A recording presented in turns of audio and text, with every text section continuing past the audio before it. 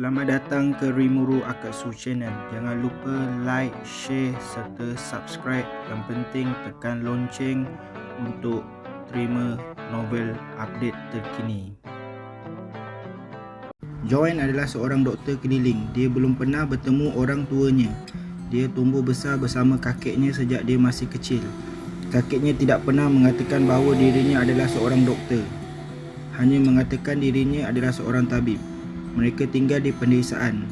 Dia akan mengobati segala jenis penyakit parah dan ringan, penyakit manusia, penyakit hewan, ternak dan hewan unggas.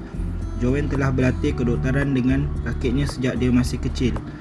Hingga 6 tahun yang lalu kakeknya berkata bahawa dia akan pergi berperang, kemudian meninggalkannya sebuah buku latihan padanya dan memintanya pergi ke kota Jiangcheng untuk memenuhi kontrak pernikahannya pada usia 30 tahun. Dan teknik ini adalah latihan mengolah keabadian yang disebut formula umur panjang. Faktanya, Joanne telah berlatih sejak dia masih kecil. Ketika dia mendapatkan pelatihan yang sepenuhnya, dia telah melewati tahap pemunian ki. Setelah memurnikan ki, dia sudah tercerahkan. Dalam 3 tahun pertama, Joanne berhasil membuka telinga, hidung dan mulutnya. Ketika dia membuka mulutnya, dia menjadi bisu. Ketika dia membuka telinganya, dia menjadi tuli. 3 tahun lalu seorang datang ke rumah Joanne dan mengatakan berasal dari desa sebelah, lalu memintanya untuk melihat babi rumahnya. Pada saat itu, meskipun Joanne telah langkah ke kultivasi sejati, tapi dia tidak tahu bagaimana menggunakan kekuatan energi asli untuk bertarung. Satu, kerana kakeknya memintanya untuk tidak menggunakan identitasnya sebagai seorang kultivator untuk bertarung dengan orang biasa, tidak peduli dalam kondisi apapun. Kedua, dia telah berlatih ilmu kedoktoran sejak kecil sehingga tidak pernah berentam dengan siapa pun.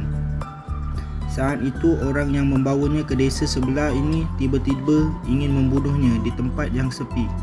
Joanne mencuba yang terbaik untuk melawan, tetapi kerana kurangnya pengalaman dalam pertempuran, dia terluka parah dan kehilangan penglihatannya. Pada akhirnya diselamatkan oleh satu orang. Dia hanya tahu bahawa orang itu adalah seorang wanita dengan suara yang sangat lembut, kemudian menghilang setelah menyelamatkannya. Kerana sepasang matanya tidak kelihatan, Joanne juga memulai perjalanannya untuk membuka matanya. Proses ini membuatnya sangat tidak nyaman dalam beraktivitas. Untungnya 5 tahun lubang lainnya bisa sangat membantu. Misalnya, hidung Joanne lebih sensitif dari anjing, telinganya sangat luar biasa dan mulutnya bisa mencicipi segala jenis racun. Pada saat ini Joanne sedang duduk bersila. Begitu matanya terbuka, dia sepenuhnya dapat kembali menjadi orang normal. Keluarga Lin. Senyuman dingin muncul di sudut mulut Joanne. Dia marah ketika datang ke kota Jiangcheng. Tepat ketika Joanne membuka matanya, rumah sakit rakyat pertama di kota Jiangcheng. Dia bangsal VIP yang mewah. Gary perlahan-lahan membuka matanya. Di samping tempat tidurnya, seorang pria parubaya melihatnya bangun dan bergegas mendekat, kemudian bertanya padanya, "Ayah, kamu sudah bangun ya?" Gary membuka matanya dan berkata dengan tergesa-gesa, "Di mana Joanne? Apakah kalian sudah menemukannya?"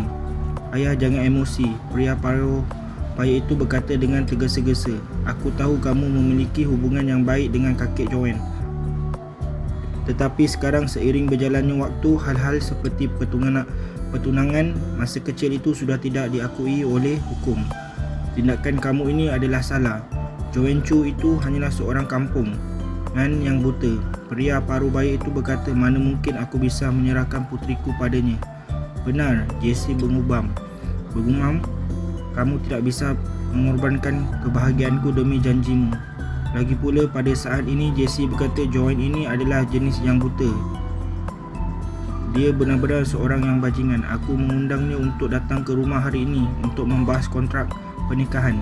Aku meminta adik pergi menyambutnya, tapi dia malah melakukan tindakan tidak senonoh terhadap adik. Kamu lihat." Saat berbicara, dia menyerahkan telefon kepada Gary. Gary meliriknya, mengerutkan kening dan berkata, "Bocah ini, kenapa dia adalah orang yang seperti itu?" Pria parubaya itu segera berkata, "Ya loh, orang-orang pedesaan yang berpenampilan buruk ini ternyata adalah orang sampah. Orang ini sama sekali berbeza dengan dunia kita. Kalian, Gary berkata, apa kalian tahu? Dia berkata sambil menghelakan nafas panjang. Lupakan saja. Jesse hampir 28 tahun. Saatnya memberitahu kalian. Kakek Joanne, Jaden Chu, adalah doktor agung nombor 1 di dunia. Aku juga kebetulan berteman dengannya. Gary berkata dia pernah memeriksa tubuh Jesse. Jesse menderita penyakit yang mematikan. Kerana kondisi fiziknya, di dunia ini hanya Joanne yang bisa menyembuhkannya. Saat itu Jesse juga suka bermain dengan Joanne. Jadi kami mendatangi kontrak pernikahan ini. Gary menghelakan nafas panjang. Ketika mendengar kata-kata Gary, Jesse terkejut dan berkata, "Kakek, sekarang sudah zaman apa? Apakah kamu masih percaya kata-kata seperti itu?" "Aku baik-baik saja sekarang. Walaupun aku memiliki penyakit yang mematikan, masih ada pengobatan moden yang canggih." Kakeknya adalah doktor hewan pedesaan. Apa yang bisa dia ketahui? Mengapa kalian masih percaya pada pengobatan tradisional? Kebanyakan dari mereka adalah pembohong. Diam. Gary melototi Jesse dan berkata, pengobatan tradisional sangat mendalam. Kamu tidak dapat menyimpulkannya dalam beberapa kata. Dan alasan mengapa kamu tidak sakit adalah kerana kamu belum mencapai usia 28 tahun. Aku tidak percaya sama sekali penyakit akan kambuh pada usia 28 tahun. Tidak ada hal seperti itu. Kakek, kamu harus percaya pada medis, kata Jesse. Gary menghelakan nafas dan berkata, kamu sudah merobek janji pertunangan itu, maka pertunangan itu sudah dibatalkan. Bocah ini. Ketika melihat video yang berada di tangannya, dia menghelakan nafas dan berkata, lupakan saja, semoga kamu baik-baik saja. 3 hari lagi aku akan berusia 28 tahun. Mari kita lihat nanti. Jesse melengkungkan bibirnya dan berkata demikian. 1 hari berlalu dengan tenang. Di Wisma ada momentum samar yang melonjak di sekitar tubuh Joanne.